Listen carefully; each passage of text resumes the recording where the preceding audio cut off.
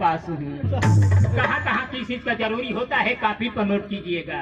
जंगल में भालू का, पद में खालू का, सब्जी में आलू का होना जरूरी है। चंपाकल में जाली का, दरवाजा में ताली का, ससुराल में साली का होना जरूरी है। सलमानों में गुरु का, हजामे में थुरु का, बाजा में हुरका का होना जरूरी है। कंडक्टर, पुलिस में इंस्पेक्टर, कृषि में ट्रैक्टर का होना जरूरी है। में जून के, दाल में नून के, कपड़ा में ऊन के होना जरूरी है। आपस में पियार के, दियारा में सियार के, लौकन में दांता चियार के होना जरूरी है। हाथ में सोटा का, थरिया में लोटा का, नालवा बजाओ तो नाक में कोटा का होना जरूरी है। काहे को हमार मौसा लगेला, हम ओकर बड़का बाबू लगी